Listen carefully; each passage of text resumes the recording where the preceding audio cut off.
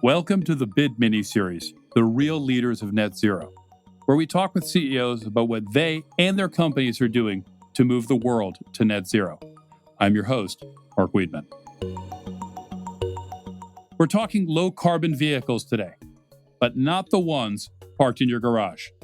I'm talking about 44-ton electric heavy-duty trucks. I recently stopped by Volvo Group in Gothenburg, Sweden. I got to sit down with CEO Martin Lundstedt to learn how Volvo is helping transform the future of transport. Not only did we talk about these trucks, but Martin actually let me get behind the wheel and got in the cabin and take it for a spin. Okay, it's definitely moving. This is so fun. Yeah, it is actually. And you feel how quiet and smooth it is, right? That is actually a pretty good turning radius. Yeah, it is. It was amazing. Volvo's net zero strategy is to transport goods with zero carbon emissions in their fuel and ultimately even in the construction of their trucks. That's right, the whole vehicle, including its parts, including its steel, will be carbon neutral. We'll learn how they're doing it and why. As Martin put it so perfectly, partnership is the new leadership to get the mobility sector to reach its net zero goals. Welcome, Martin, to the BID.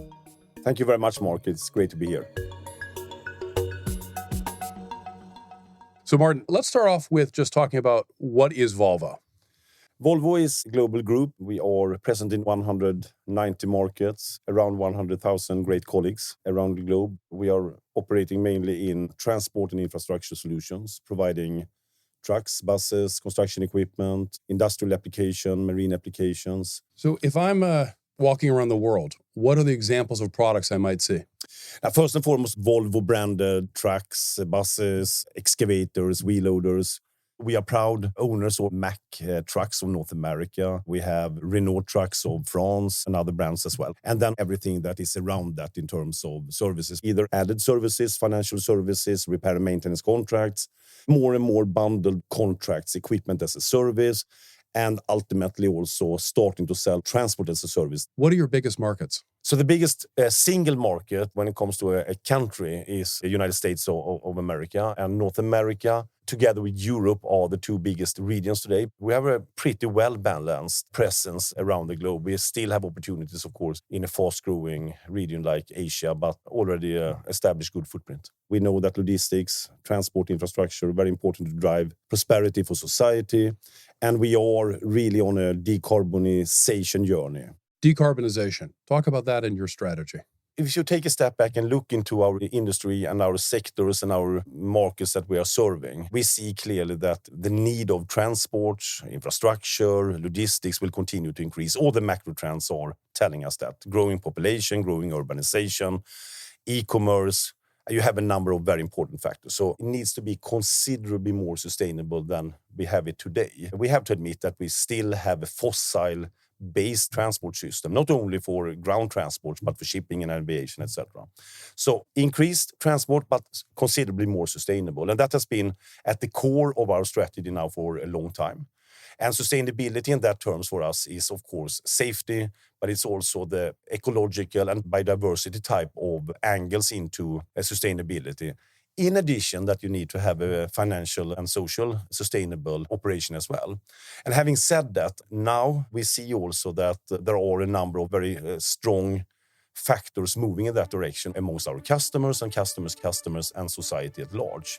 What we have done is that we're clear about our commitment to Paris and to the higher ambition of 1.5 degrees. And when you look at our story, that means that 2050, our whole value chain, downstream and upstream, must be decarbonized. It must be net zero. So what will I see? A truck that has no carbon emissions? What does it look like? What's it made out of? What is it powered by?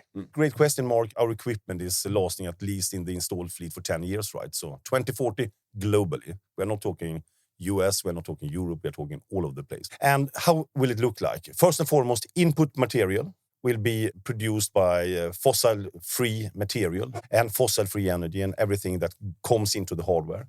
But the biggest impact, of course, is how our products are used by our customers, and thereby emission-free, as you say, propulsion or drive lines.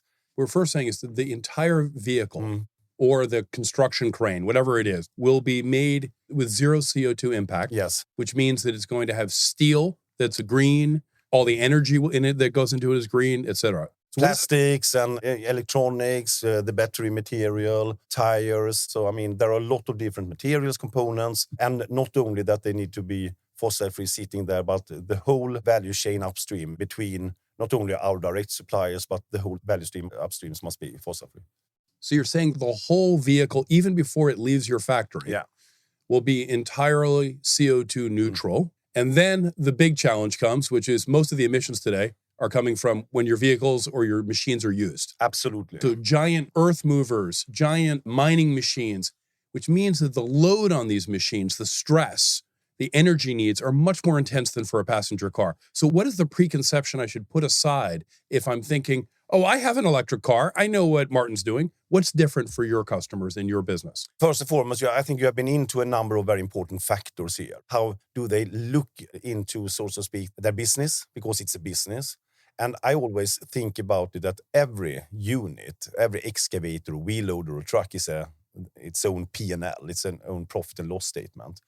And what is happening now is, of course, apart from the normal pieces of the P&L statement, the revenues this machine can provide and the cost associated in terms of amortization, energy cost, repair and maintenance driver, what have you.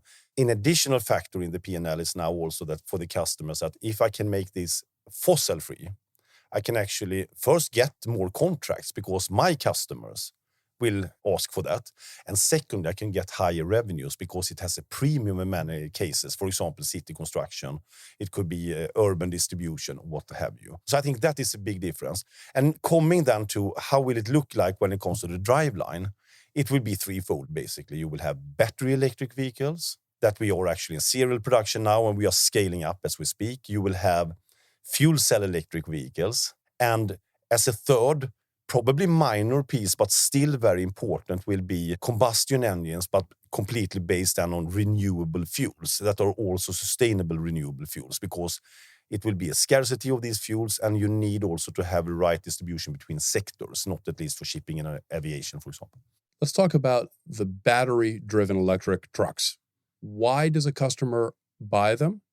And what are the relative costs and the benefits for that customer? First and foremost, the main driver today for customers to buy it is that they have their commitment. They want to participate in the decarbonization.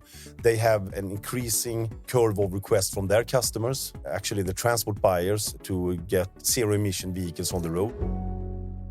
Why a customer buys one of your construction equipment or truck that's electric? They're buying because it's going to be CO2, much lower footprint, but it's also quieter. In cities, this matters. It matters a lot. And we see that for all activities, not only that you can get the citizens that are more pleased, but you can actually utilize the equipment more. You're allowed to get into the cities, for example, distribution and waste collection earlier, working later. And every kilometer extra you actually drive with an electric in relation to a diesel is a very good equation, because since the capex piece is higher, but the OPEX piece is lower, then utilization will also be incentivized.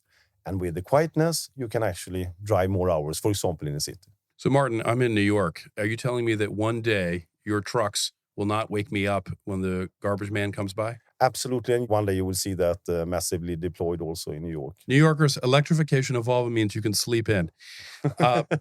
Over the life of the vehicle today, does an electric truck cost more over time than a traditional engine? And now I know you, Mark, so now you will blame me for not being precise enough. But it depends, because we are still in this S-curve development, as we call it. So depending on what application, what geography, what segment. And that's the reason why we cannot talk about this as an average thing. But in certain segments already today, certainly the TCO and the life cycle revenues for the customer actually shifting from a diesel to a battery electric is there. Total cost of ownership. Yeah, and that depends on a lot of not only, as many people think, incentives, but really the logic behind it. How do you utilize it in terms of mileage? How does it look like when it comes to repair and maintenance needs, etc.? With an increasing speed, we see that the TCO parity and beyond will actually accelerate. And that is the most important, because at the start we need in certain areas incentives, could be investment incentives to get things going. But in the long run, it must always stand on its own merits. And very positive news here. We see that the equation is getting better and better. So if I'm a customer today, at least in some cases, I can find the electric truck better, probably not more expensive over its life, but it changes my relationship with you at Volvo. What does that relationship look like? First and foremost, already during the last decade or so, we have been increasing our content of services together with the product.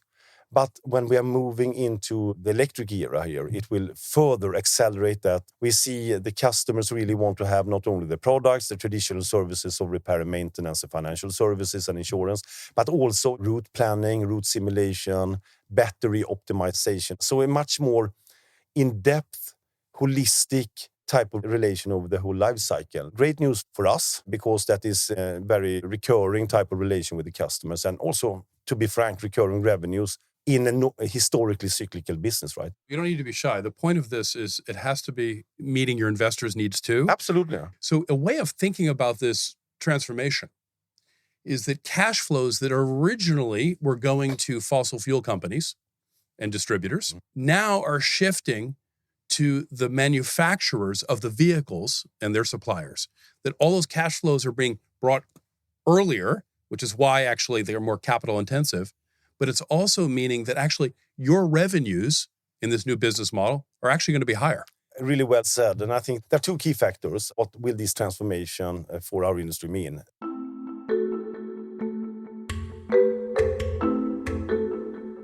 Number one, growth opportunities, both when it comes to what you say, the shift. If you look at the life cycle cost for a customer, historically 30 to 40% was fuel. In the future, to your point, it will be battery and other type of equipment and electricity. So the revenue streams, the cash flows, that is very important opportunity. The second one, more and more into equipment as a service, meaning more of recurring revenues in our business, which is also in a traditionally cyclical business very important. We have already seen the underlying improvement of Volvo Group over the last 6-7 years. Very important element of that has been actually the service component, and that will continue to increase. Apart from the investors that we feel we have a very good dialogue, we want to be really transparent about all the opportunities here. We also see it in what I always say is a very important type of leading indicator is the talent acquisition.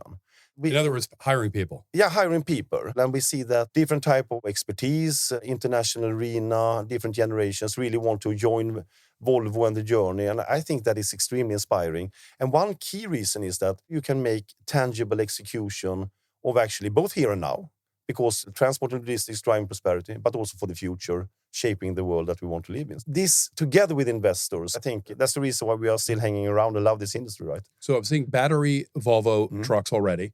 This decade, maybe I will see fuel cell driven trucks. Absolutely. And that is something that we're working on. And I think what is important to understand between battery electric, fuel cell electric and combustion engine is that we will not make any whatsoever compromise on that we need to get to net zero.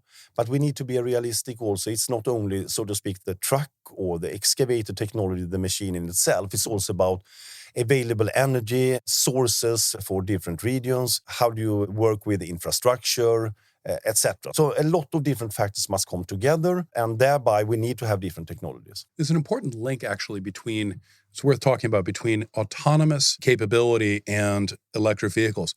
When a customer shifts to an electric vehicle, they've increased their capital cost and reduced their operating expenditure. They then want to use the vehicle as much as they possibly can. Exactly. Autonomous capability allows them to use any kind of vehicle, any time of day, 24/7. Very different than with human beings. How does this play into your broader electrification and decarbonization plan? First and foremost, with technology now, connectivity, a lot of other type of developments that we've seen in terms of sensors, in terms of artificial intelligence, autonomous solutions will come into play in our sectors much more quicker than in other segments that have been talked about. We will see it in confined areas, we will see it in quarries, in mines, in ports. That's important because everyone's talking about autonomous vehicles, or they certainly were 6-7 years ago. It's going to change the world. you're going to be one of the first places in the world we see autonomous vehicles. Give us examples of that. Hub to hub, mining, controlled access. Talk about that. We have a separate business area created 2 years ago, Volvo Autonomous Solutions. Main segments now, mining quarry, terminals, ports, and number 3, very exciting also, hub-to-hub applications, and that will start to be implemented first in North America. We are commercializing the confined areas like mines, quarries, ports, terminals, because there are a lot of different factors and drivers why that is important. Again, coming back to that, we have B2B solutions, so it's safety, but it's also our activity, different type of planning. In some areas, actually to allow the capacity to be there. We have seen, for example, in United States, in the port of Los Angeles, it has been a lack of capacity, lack of drivers, etc. But it's also actually paving the way for combined solutions, because when you start to think about how do I design my autonomous flow, like you have historically done in a factory, you also can add other elements. For example, electrification. How do I generate energy? Because I can plan the operations. There you can also plan another bottleneck in this transformation, that is the charging infrastructure. Because for battery electric, and also to less extent for fuel cell electric, they will have a greater autonomy. It's very important also to have the right type of route planning. And charging, and do that in a smart and well-defined way, will be key also for this transformation. So there is also a very interesting connection, right? Looking across the whole commercial auto sector or vehicle sector, what do you think is the biggest challenge that you see in decarbonizing the entire system? I mean, I think it's actually, if I may say so, synchronized roadmap, because what you see now, and we discussed that here, our technical roadmap, we have medium-duty trucks. We are just about now to continue to introduce heavy-duty applications, and also going for excavators, wheel loaders, buses, etc. Products are there. Now, in order to get to the massive deployment of this needed to comply with our own targets, but also the societal targets, infrastructure must be there. Charging or refueling stations for these type of energy sources, and also the green generation of energy. Because at the end of the day, if the tailpipe is emission-free, but the electricity is not produced in accordance with our ambition, then it doesn't move us in the right direction. So it's a coordinated roadmap between a number of factors that must be there. And that's the reason why another of the elements of partnership. Collaborating within industries, across industries, all necessary together toward decarbonization. Absolutely. How do we actually cooperate in order to get there and see the holistic view sector by sector? And that's the reason also why, for example, we are participating in First Mover Coalition. When I looked into that the first time, I said, okay, it's another initiative. What is this? That is founded by a Special Envoy for Climate Change, Secretary Kerry, together with the World Economic Forum. What I liked about it was actually the very pragmatic view, taking a number of sectors, like steel, like shipping, like trucking, and say, okay, what are the companies that are ready to join and to increase demand to say, my company, Volvo, we have joined in 3 and possibly 4 now different type of work streams. Trucking, obvious to us in order to be credible that we are buying the best solutions for our own transport, but also steel, for example, because then we are sending a signal, demand is there. If supply is there, we can get together. That is another way of connecting together these cross-sector type of needed initiatives. You've struck an unusual collaboration, a joint venture, with your toughest competitor. Daimler Truck, yeah. That was a couple of years ago now. We announced actually our ambition and then realization of a joint venture of fuel cell stacks. And what is that then? The fuel cells are actually on board producing electricity from hydrogen. And we came to the conclusion, in order to move from this fossil-based platform to a green platform in certain areas, in order to get scale, cost parity, all the investments needed, but also a signal or a sign to everyone in society that we believe also in hydrogen or fuel cell electric trucks. We struck this deal. We formed Cellcentric, that is today operational joint venture, doing actually this fuel cell stack. It will be open to others as well. Then when it comes to the truck, when it comes to the installation, when it comes to the operation, there we will continue to have a Daimler Truck as a very respected competitor. So I think that's the right balance, to be fair, Mark. There are areas where partnership will be needed in order to accelerate. Charging infrastructure is another example where we are joining forces with Daimler and Traton in Europe to quickly actually install 1,700 charging points in order to allow our customers to feel confident and to get it going quicker. So in certain areas, partnership is the new leadership. In other areas, you need to keep it at the core of your company to be successful. Partnership's the new leadership. Why in this area in particular? Why now? Why now is because in certain areas, in order to accelerate fuel cells, for example, huge investments, it has been historically very high cost per unit. You need scale. You need standardizations. You need also the infrastructure to be built out. And therefore, when we actually were filing for this, everyone understood this is a good thing. This will serve the direction for societies to decarbonize while still competing on the new green platform. I think what is very important for us is that we have changed our mindset from, okay, we want to lead or we want to follow the development to create. I think a key word here is creating, and you cannot create alone. You can only create by actually seeing, okay, who are the different type of partners, both companies, institutions, but also people that have the same values and will to do it.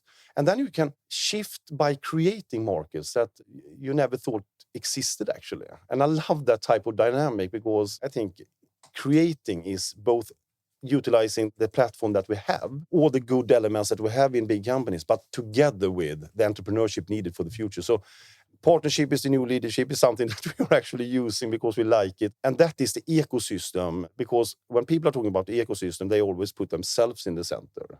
Okay, my ecosystem. But it will not be someone in the center. It will be players that will actually make the shift here. Martin, last question. What do you think is the most important thing that needs to happen to get the world to net zero? I think you can talk about capital allocation, regulation, permission times, but I think the single most important factor is us as human beings, that we have commitment and belief and understanding that this is for real. This is the challenge of our generation in order to hand over this planet in good shape, to be part of a journey that is not only needed but wanted. And when we get that drive, we see that in our company, we see that together with suppliers, partners, and of course with our customers. It gives not only, so to speak, a competitive edge and a competitive opportunity, but it gives also this feeling of we want to change, we want to do something that is good. So I believe in this drive together in order to, as we always say, to shape the world that we want to live in. Martin Lundstedt, thank you for joining the bid. Thank you, Mark. It was great to be with you. This material is intended for informational purposes only and does not constitute investment advice, a recommendation, or an offer or solicitation to purchase or sell any securities, funds, or strategies to any person in any jurisdiction in which an offer, solicitation, purchase, or sale would be unlawful under the securities laws of such jurisdiction. The opinions expressed are as of the date of publication and are subject to change without notice. Reliance upon information in this material is at the sole discretion of the listener. Investing involves risks. BlackRock does and may seek to do business with companies covered in this podcast. As a result, listeners should be aware that the firm may have a conflict of interest that could affect the objectivity of this podcast. For more information, visit blackrock.com/thebid.